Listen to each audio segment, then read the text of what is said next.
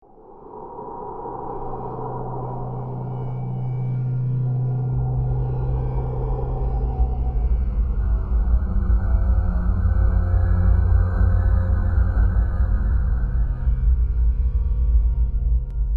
Nina.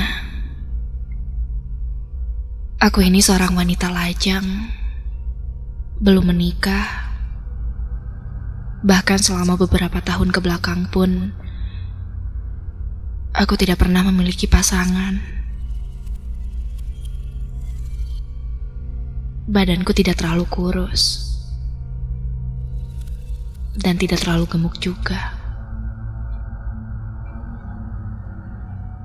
Asumsiku, secara fisik mungkin memang tidak terlalu menarik. Namun bukan masalah fisik yang aku hadapi,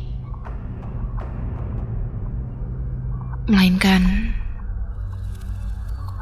sesuatu yang menghalangiku sejak lama. 7 tahun yang lalu, aku bekerja di perusahaan kereta api. Kebetulan aku memegang logistik. Sehingga kadang aku juga harus mengurusi beberapa alat tua kereta api yang sudah tidak terpakai ataupun rusak untuk disimpan ke dalam gudang kereta api.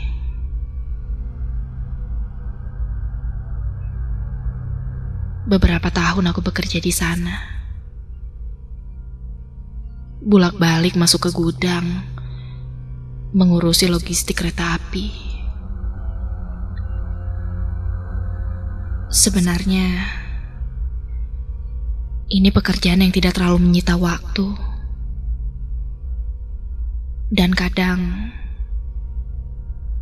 menjadi timbul pertanyaan, mengapa aku ini tidak kunjung memiliki pasangan? Bukan karena sibuk atau tidak ada waktu. Percaya atau tidak, mungkin selama ini ada yang menghalangiku.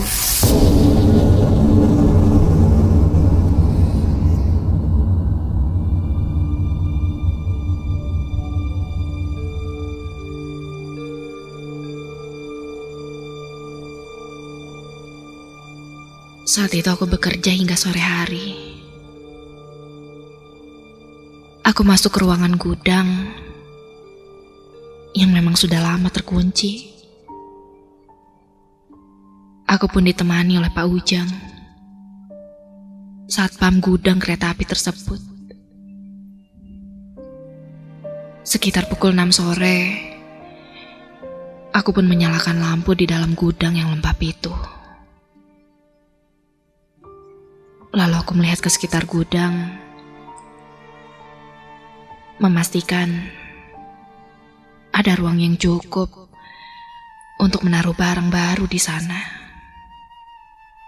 Kulihat dinding tembok gudang itu sudah berjamur dan berlumut. Dan jika aku perhatikan, di pojok gudang tersebut, aku seperti melihat bentuk muka yang sangat menyeramkan, sedang berdiri dan melihat ke arahku. Dan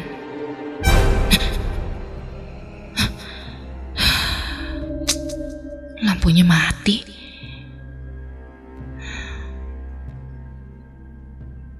Pak Ujang, nanti lampunya minta diganti ya. Ini kayaknya gara-gara udah lama jadi mati gini. Nanti langsung diganti aja ya Pak ya. Ujarku pada Pak Ujang yang ada di belakangku itu. Aku pun keluar gudang dan berjalan menuju parkiran motor. Karena cuaca sepertinya akan turun hujan.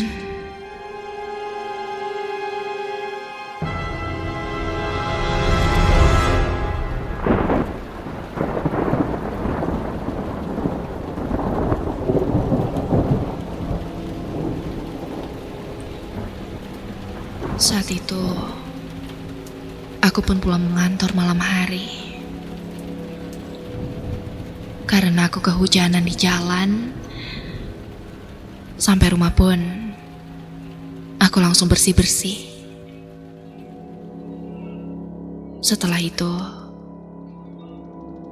aku menyiapkan makan mie instan dan teh hangat.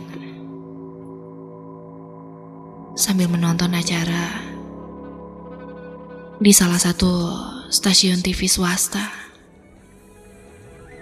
Aku melihat acara ini sepertinya temanya beda. Sedikit agak mistis dan kontroversial sih sebenarnya. Apa nih yang membuat Wagini yakin kalau dia adalah anak dari seorang genderuwo ini? Jadi anak ini mendapat perlakuan istimewa ya. Tidak sengaja, aku pun tersedak saat aku meminum tehku ini. Dipanggil Mbah. Terus kalau anak-anak panggil dia tuh Gen. Gila aja, keturunan genderuwo. Biasanya tuh ada keramaian organ tunggal. Ini serius beneran. Ada keributan. Tapi Nikahnya gimana coba? Aduh. Setelah aku perhatikan acara tersebut, aku jadi membayangkan bagaimana ya rasanya. Aduh. Ya, rasanya menikah, bahkan sampai memiliki keturunan. keanehan-keanehan. Misalkan pada Sebenarnya ini agak ngeri sih. Cuman kok dia udah teriak-teriak dan percaya aja. tapi si ular kayaknya Ada aja.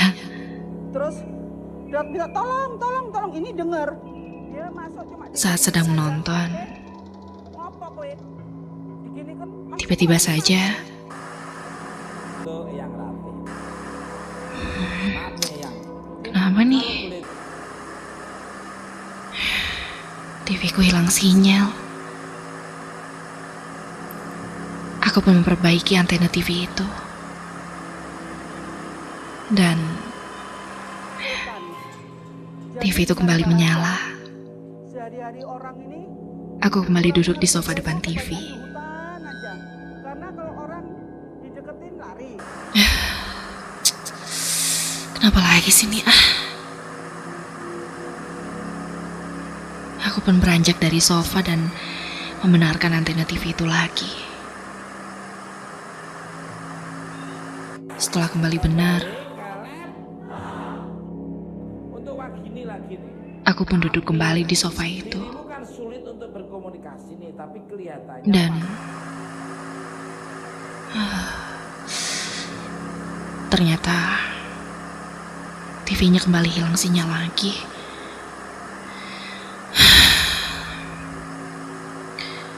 Aku yang kesal akhirnya membiarkan TV itu. Dan seketika saja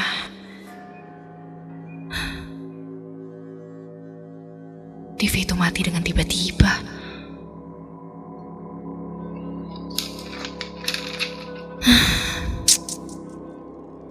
Tadi hilang sinyal, sekarang mati sendiri. Ini maunya apa sih? Namun aku pun melihat ke layar kaca TV yang mati tersebut. Dan loh, apa tuh?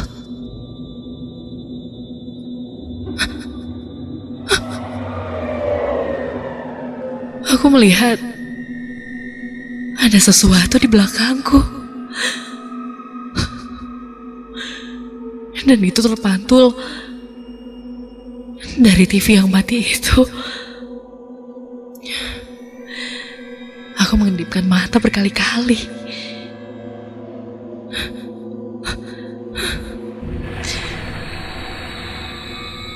Dan terlihat nampak jelas ada bayangan hitam dan ada 2 buah titik berwarna merah seperti mata.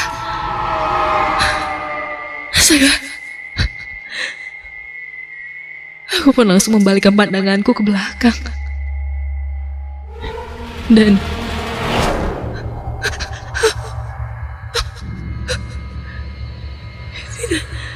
tidak ada apa-apa. Hanya pintu dan tembok.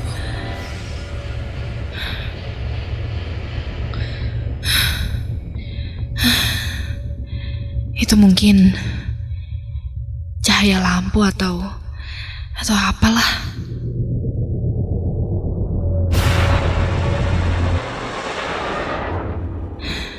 Tanpa berpikir yang aneh-aneh, aku pun segera menghabiskan mie instanku ini dan beranjak pergi ke kamarku. Setelah aku beranjak dari sofa dan berjalan menuju ke kamar, tiba-tiba saja untuk Eyang Rating, untuk Mas Dewi sebentar ya. Tadi kan Eyang bilang TV itu menyala sendiri. Manusia langka tersebut. Udah keduluan tadi. Aku pun kembali lagi dan mengambil remote TV. Lalu kumatikan.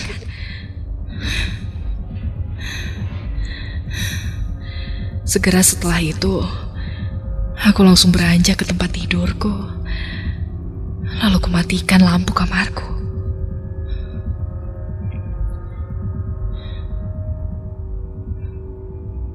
Mataku mulai mengantuk.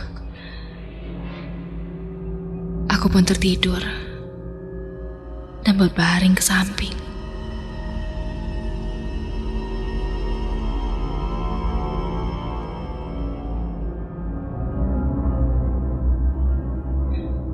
Aku merasakan sebelah kiriku ini lebih hangat, meskipun dalam keadaan mata tertutup. Aku merasakan di sebelahku ini terasa seperti ada bulu.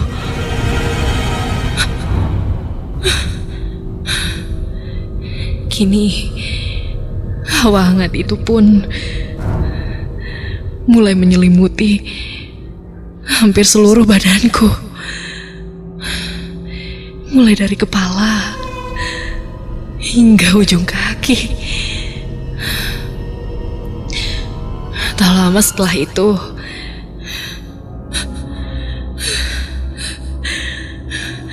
badanku ini terasa berat dan seperti kesemutan. Namun aku tetap memejamkan mataku. Lalu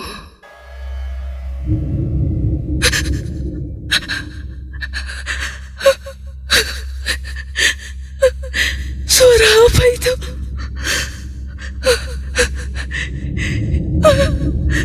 Itu nampak seperti suara hembusan nafas. Tepat di atas kepalaku ini. Selain itu juga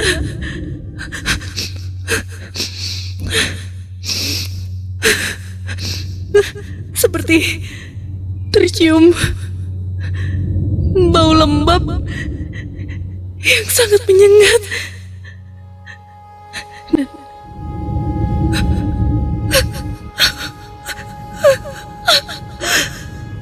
kini ada sesuatu seperti menggerayami kakiku ini. Aku pun berusaha membuka mataku ini.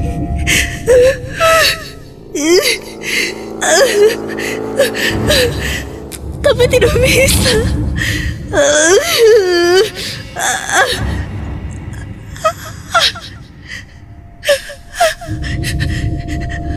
Badanku kini seperti tertindih sesuatu yang sangat berat.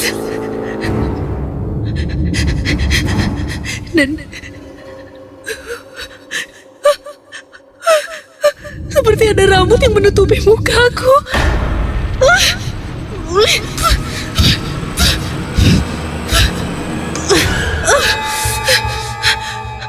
Aku pun menyingkirkan rambut yang sepertinya ada di atas mukaku ini. Sambil memegang mataku dan berusaha membukanya dengan tanganku.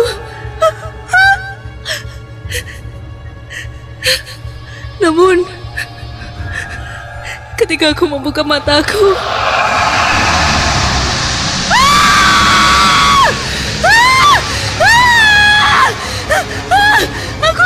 aku melihat sosok makhluk hitam besar dan berbulu.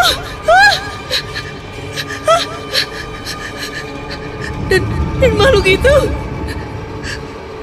memiliki taring dan bertanduk. Lalu bola matanya merah yang sedang menatapku sambil menjulurkan lidah dan menjilat-jilat ke arah leherku. Ya Tuhan! Seketika aku pun langsung memaksakan diriku untuk terbangun. Namun tidak bisa.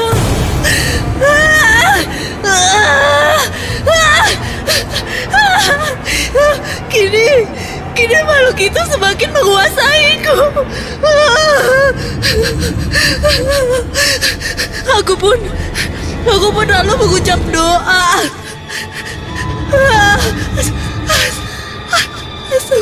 Astagfirullah.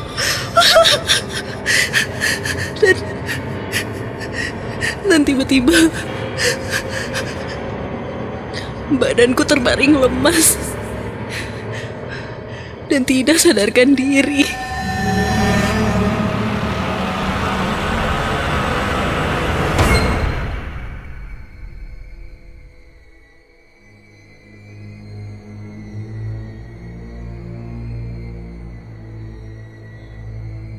Setelah terbangun, di sekelilingku kini sudah banyak orang-orang yang mengaji. Dan ibuku bilang aku sedang diruqyah. Karena ternyata selama ini aku disukai oleh makhluk gaib.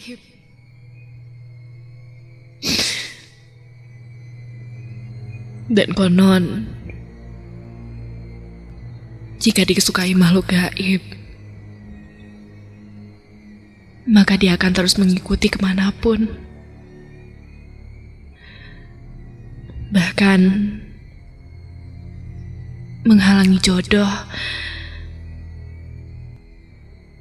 dengan cara mengganggu manusia-manusia yang berusaha mendekatinya.